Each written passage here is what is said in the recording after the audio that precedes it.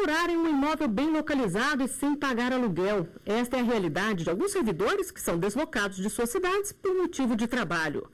No programa Artigo 5º de hoje, você vai saber quem pode ocupar os chamados imóveis funcionais e o que acontece se esta pessoa é transferida ou deixa o cargo. O artigo 5º determina o direito de propriedade. Para falar sobre o direito de propriedade, a posse de imóveis funcionais e sua utilização por servidores, eu recebo no estúdio da TV Justiça José Roberto Machado Farias, procurador regional da União da Primeira Região, e Túlio Silveira, advogado e professor de Direito Administrativo. Sejam bem-vindos ao nosso programa. Doutor Túlio, a Constituição garante o direito de propriedade. No caso dos imóveis da União, ela pode ceder o uso. Mas quais são as regras? Tem que ter sempre um contrato aí para regulamentar? O benefício para a utilização dos imóveis funcionais no Distrito Federal, ele segue uma regra específica. Essa regra, ela traz algumas nuances que o indivíduo que, ao tomar posse naquele cargo comissionado, naquela função comissionada, ele pode recebê-lo. E como é que isso funciona? Eu tenho os imóveis reservados para os ministros de Estado, para o advogado-geral da União, para os cargos de natureza especial, para os cargos de direção e assessoramento superior 6, 5 e 4. Dessa maneira, ao tomar posse e ser transferido para o Distrito Federal para o exercício destes cargos, o servidor faz jus a esse benefício. Doutor Zé Roberto, como é que surgiram esses imóveis funcionais? O custo do deslocamento de um servidor que está no Norte e no Nordeste para vir para Brasília e ter que arcar com todo um custo da capital, então a administração, é uma forma que ela encontrou de motivá-lo a aceitar não só o desafio dos cargos a qual foram convidados, né, compatibilizando também com essa mudança de custo de vida de uma região para outra. Então, havia uma necessidade de profissionais qualificados na capital, até porque cargos relevantes se encontram na capital, né, que precisava facilitar também essa vinda. Eu posso, para ser mais claro, facilitar a aceitação do convite, né, para vir assumir esses cargos. E também, historicamente, né, a demanda imobiliária, afinal, os profissionais já têm mais de 30 anos, desde quando Brasília, ou melhor, né, surgiu, já houve essa preocupação, uma forma de atrair servidores para cá. E continua ainda hoje, né, sendo utilizado para também trazer novos servidores para ocupar cargos estratégicos aqui em Brasília. Bom, só no âmbito da União, são 547 imóveis funcionais cedidos a servidores do Poder Executivo em Brasília. O problema é que muitos destes apartamentos e casas continuam sendo usados por pessoas que já deixaram o serviço e até por familiares de servidores já falecidos. E é aí que a Justiça entra em ação. A Advocacia Geral da União recupera no Distrito Federal um imóvel funcional ocupado irregularmente por semana. Os imóveis funcionais são patrimônio público e servem de moradia para servidores que são transferidos por motivo de trabalho. A permissão para ocupá-los é concedida pela administração pública e exige como contrapartida o pagamento de uma taxa. Mas o benefício de morar em um imóvel funcional está diretamente ligado ao exercício do cargo público. O servidor tem 30 dias para devolver o bem quando deixa de exercer esse cargo. O problema é que nem sempre essa determinação é respeitada. Atualmente, são cerca de 200 ações cobrando a devolução de imóveis só no âmbito da administração direta, sem contar os bens que pertencem a autarquias e fundações federais.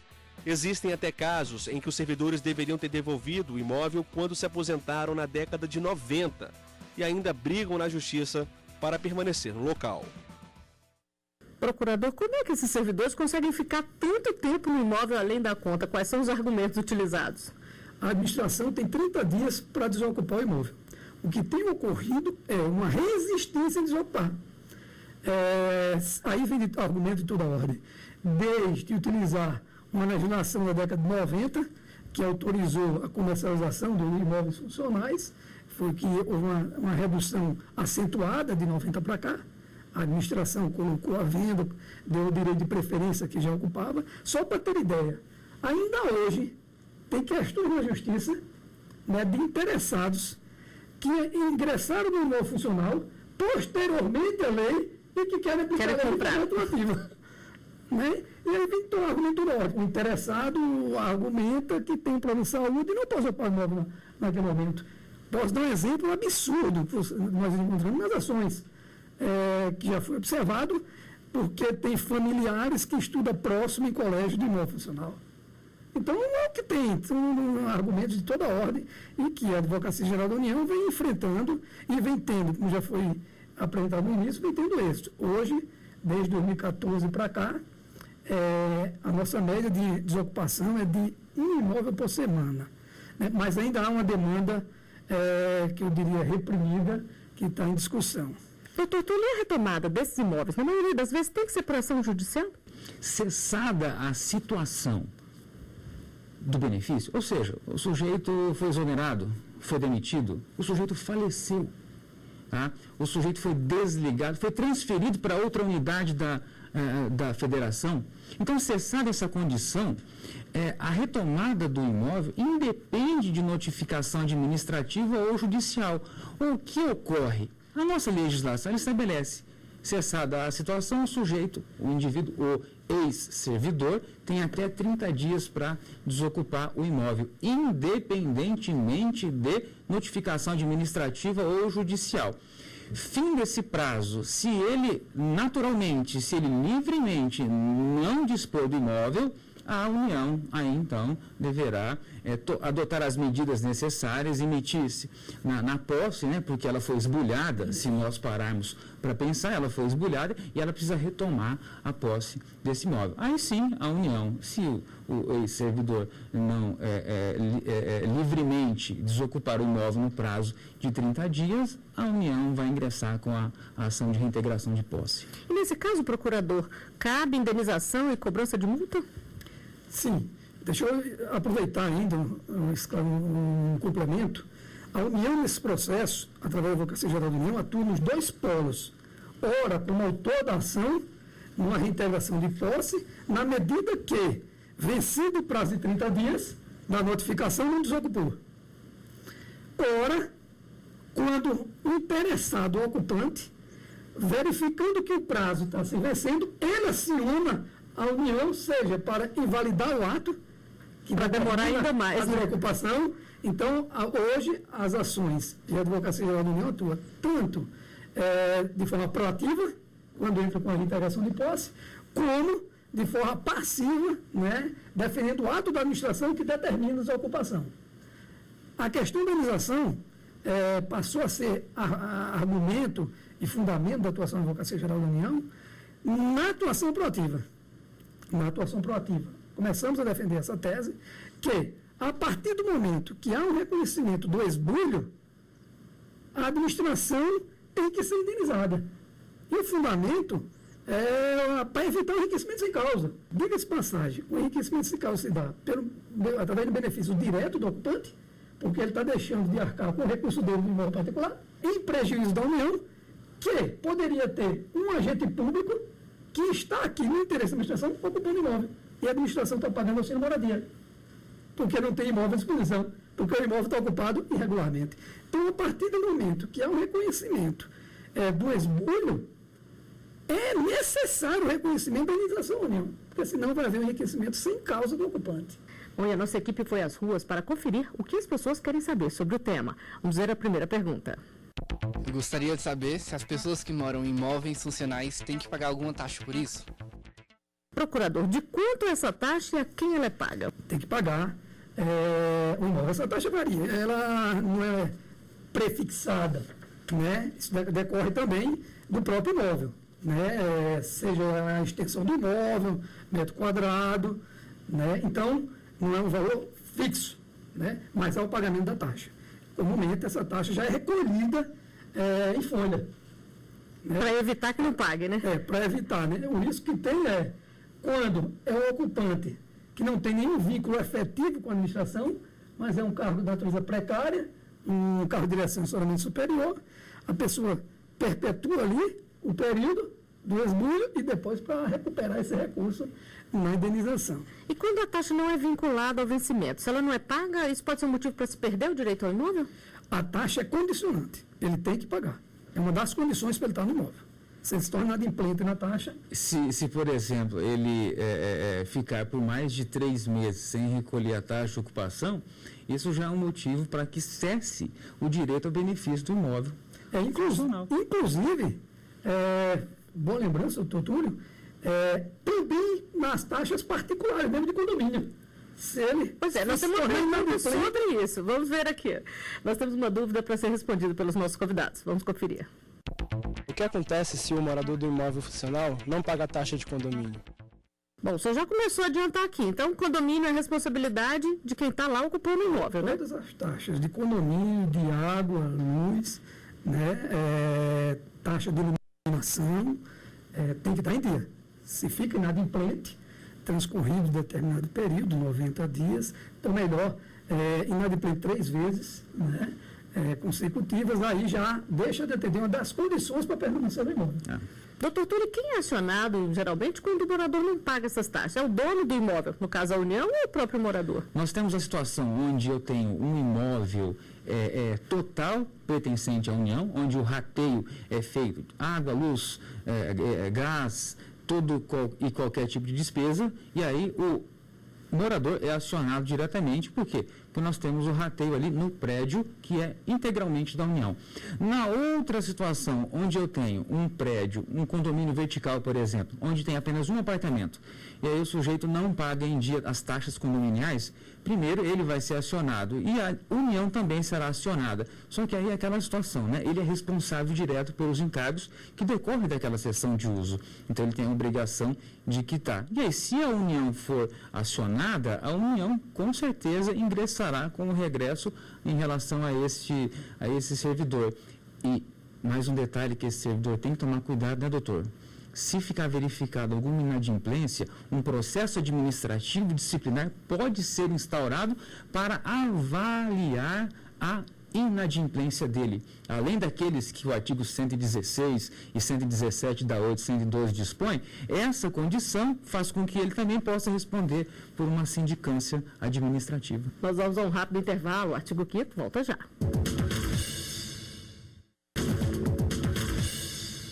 Estamos de volta com o artigo 5º e hoje estamos conversando sobre imóveis funcionais.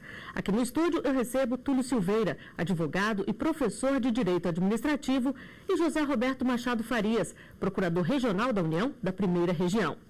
E nós temos mais uma pergunta feita por um telespectador para ser respondida pelos nossos convidados. Vamos conferir. Eu gostaria de saber se a pessoa, mesmo tendo casa própria, pode morar em imóvel funcional. Doutor Túlio, como fica nessa situação? Se ele tiver casa própria, se ele for promitente comprador ou cessionário de imóvel no Distrito Federal, ele não faz jus a esse benefício. E se alguém da família tem? A esposa, por exemplo, ou o marido, no caso de ser a mulher a funcionária? A legislação, ela estende ao cônjuge este requisito. Então, se o servidor ou seu cônjuge tiver em seu nome imóvel residencial no Distrito Federal, este também não vai receber o benefício. Agora, procurador, nós estamos falando aqui do Distrito Federal porque a gente sabe que é uma realidade muito forte aqui em Brasília. Mas essa questão do imóvel funcional, ela acontece também em outras localidades, nas capitais, por exemplo, para atrair um servidor do interior? Com maior intensidade é no Distrito Federal, mas no Rio ainda há também imóveis funcionais, até porque ainda é resquício de ter sido capital federal. Então, ainda há uma quantidade de imóveis funcionais, mas mais de particularizados para suas armadas, né? Encontram-se imóveis funcionais em outras capitais, mas, repito, mais restritos das suas armadas, né? Vila militares, que são imóveis funcionais também. E aí a regra é diferente? A lei aplica-se a todos, né? Sem distinção, né? Mas tem normas internas das suas armadas que disciplinam o uso desse. Por exemplo, as Forças Armadas, o prazo que ela concede para desocupação é até 60 dias, enquanto o civil, pela legislação, vai até 30. Então, mas os requisitos, comumente, são os mesmos. Nós vamos à última pergunta feita nas ruas. Se a pessoa que tem direito ao imóvel funcional morre, a família tem que sair ou pode continuar morando lá? Procurador, como é que fica nesses casos? O imóvel, ele está vinculado à função pública que está sendo exercida pelo agente público. Se não há mais o agente público, né, ele rompeu um vínculo com a administração que justifica aquele benefício de usar o imóvel funcional. Então, não se estende a familiares. Agora, essa é uma questão que eu posso adiantar, que também tem demanda na justiça, né, de familiares querendo exercer um direito de preferência que o servidor, na época, não exerceu para adquirir imóvel. Então, também há, melhor, tem várias ações judiciais onde dependentes, descendentes, pretendem continuar no imóvel, mas não tem tido êxito, né, porque a legislação é bem clara. O requisito aí é personalismo, é o servidor público que se encontra investido da função pública no interesse da administração, deslocado do seu lugar de lotação. E eu costumo até comentar com os nossos colegas o seguinte: se o servidor público vem a pedido, ele não faz jus ao auxílio moradia. Ele tem que ser deslocado a interesse da administração para ocupar aqueles cargos estratégicos. Quer dizer, então, se ele é que pede a transferência, aí ele perde tanto o imóvel funcional, quanto também o auxílio moradia? Ele não faz jus, ele não vem a perder, mas ele não vem fazer jus. Por quê? Porque ele não está sendo transferido a interesse da administração, ele está sendo transferido a pedido. Doutor Túlio, a cessão desse imóvel é por prazo determinado? A legislação estabelece o seguinte, que a cessão do imóvel residencial é por prazo indeterminado. Isso significa que nós devemos interpretar que esse prazo indeterminado ele é determinável durante o tempo em que ele estiver investido naqueles cargos que a legislação estabelecer. Procurador, existe uma fila de espera para ocupar esses imóveis? Tem muita gente querendo e pouco imóvel ou não? Tem uma fila de espera grande. Eu posso adiantar que em 2014, só no âmbito do Executivo, o dispêndio foi de cerca de 2 milhões pagos a título de auxílio moradia. Por que pagos a título de auxílio moradia? Porque não há imóveis funcionais para ocupar todos. Então, há uma fila de espera, né? Particularmente, também na área das Forças Armadas. Porque as Forças Armadas, ela tem uma rotatividade, uma alternância nos cargos natural das Forças Armadas, e há hoje uma fila de militares que não vêm para a administração porque não há disponibilidade de imóvel funcional. Então, tanto no âmbito civil quanto no âmbito das Forças Armadas, há uma fila de interessados. E, em razão da disponibilidade de não atender essa demanda, seja pela quantidade em si, seja pela quantidade de imóveis que estão ocupados irregularmente, leva para a administração um prejuízo financeiro de pagar o auxílio moradia, onde poderia estar aqueles servidores que estão aqui no terreno da administração ocupando os imóveis funcionais. Quando a gente está falando aqui da fila de espera, que é bem grande, e na década de 90 foram vendidos muitos imóveis. Por que você tomou essa decisão, então? Na década de 90, no Distrito Federal já tinha uma demanda imobiliária que poderia atender, né? Então, tanto o que levou a isso, uma questão de política econômica no momento, né? De redução de custo, porque tem um custo elevado dos imóveis funcionais também, né? E também porque na década de 90 é notório que o Distrito Federal, em termos imobiliário, a demanda realmente cresceu muito. Então, hoje tem imóveis, né, que atendem e compensa através de auxílio moradia quando não há disponibilidade imediata. E você, o que acha do governo ter imóveis destinados à moradia de alguns servidores? A nossa equipe foi às ruas para conferir as opiniões. Os cargos que têm a necessidade de se mudar de uma cidade para outra é uma espécie de obrigação do governo oferecer a moradia, já que por causa dele o servidor tem que se deslocar de uma moradia para outra. Tem casos que a pessoa realmente não mora na mesma localidade, então ela necessita desse subsídio. Só que existe casos que a pessoa mora na mesma localidade e faz usufruto desse recurso que ela não necessita. Então, nesses casos, seriam errados. Depois de um certo tempo, morando aqui, já trabalhando, dependendo do trabalho, eu acho que é um pouco errado ficar usando um patrimônio que é nosso também, que é do governo, é público, e não devolver para a sociedade. A oferta do governo é realmente boa. Agora, o que eu acho que falta, na verdade, é uma investigação da real necessidade disso, né, acontecer. E uma vez garantida, né, o direito, né, essa moradia, acompanhar para ver se essa situação já mudou ou não. Procurador, o entrevistado falou aí da necessidade de fiscalização, acompanhamento, isso acontece? Hoje há uma atuação de acompanhamento do uso regular desses imóveis. Eu vou dar um exemplo, né, de um caso concreto. Houve uma situação dentro da Advocacia Geral da União, da Procuradoria Regional 1ª Região, que lá tem um grupo de trabalho para acompanhar a situação situações que envolvem imóveis funcionais em Brasília. E um dos casos foi detectado que um agente público ocupava um imóvel funcional, no momento em que foi disponibilizado o imóvel funcional, lá no início, ele atendia todas as condições. Posteriormente, ele recebeu a título de herança o imóvel. Na mesma cidade? Na mesma cidade, aqui no Distrito Federal. Ora, esse imóvel a gente tomou conhecimento em razão do processo de inventário, fruto de uma atuação da Procuradoria Regional dos Advogados da União, que atua nessa força-tarefa. Ou seja, esse acompanhamento, essa fiscalização ocorre também pela Secretaria do Patrimônio da União.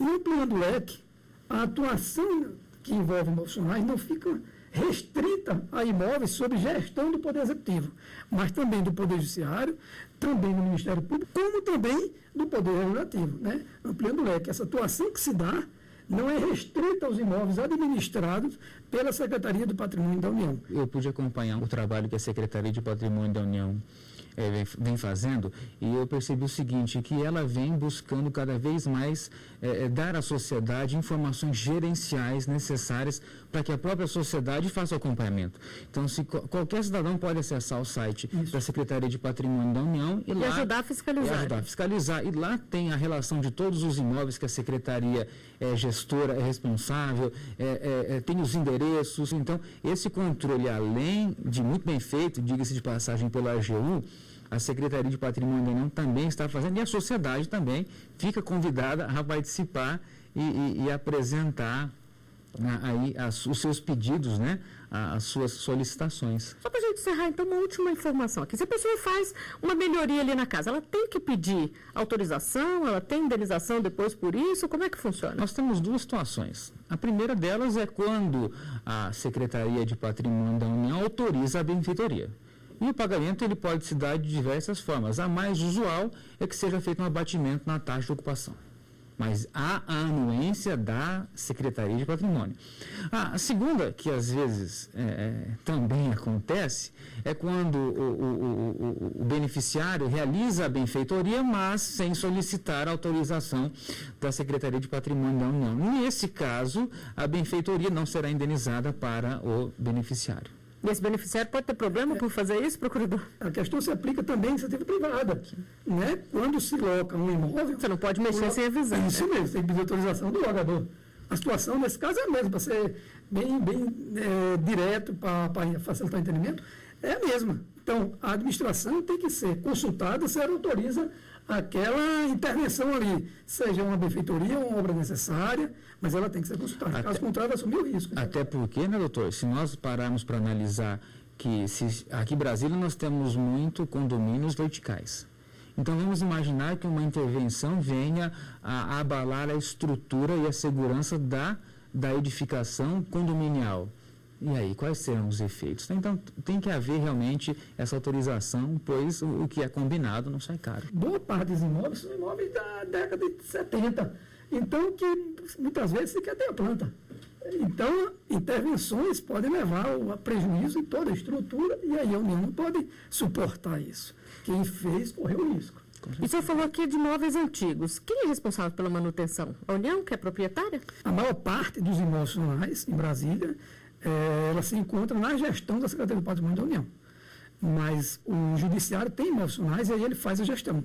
Dentro da estrutura organizacional dele, tem o setor competente. Como no Legislativo, o Ministério Público da União também. No âmbito executivo, que reúne a maior parte desses imóveis, aí a Secretaria do Patrimônio da União. Muito bem lembrado pelo Dr. Zé Roberto, essa questão da manutenção, que é um dos requisitos para que o beneficiário se mantenha no imóvel também, que ele dê manutenção periódica dentro da sua residência, né? Nós temos aquela manutenção que é feita pela União, aquela manutenção periódica, mas que o beneficiário também tem que levar de acordo ali toda a questão de segurança, toda a questão do jeito que ele pegou o imóvel, ele tem que devolver. Entregar. É frustrante quando, vez ou outra, o agente público que usou o imóvel deixa o imóvel não nas condições que recebeu. E aí a Advocacia Geral da União é provocada também. Porque tem um laudo de vistoria, recebeu o imóvel naquelas condições, então, no mínimo, tem que entregar nas mesmas condições. Mas, infelizmente, não é a regra do que a gente observa nas ações. E discute também nas ações. Bom, e com essas dicas nós chegamos ao final de mais um Artigo 5º. Doutor Túlio, doutor José Roberto, agradeço muito a presença de vocês aqui conosco e obrigada também pela sua companhia. Continue com a gente na TV Justiça. Participe enviando a sua sugestão de tema para o e-mail artigo5@stf.jus.br. E você também pode rever este e outros programas acessando tvjustiça.jus.br. Até a próxima semana.